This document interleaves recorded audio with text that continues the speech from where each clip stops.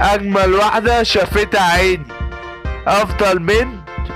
عشت معاها كل سنيني، جمالها يخطف العين، دي حبيبتي اغلى الغاليين، سكر على كراميل، وسؤالها ملهوش اي حل، بحبها ومن اجلها هعيش حياتي تحت امرها، وهجيب لها كل حاجة لحد عندها، عشان هي تستاهل اجمل واحسن هدية، ودايما تتكلم لغات اجنبية عشان شاطرة وذكية،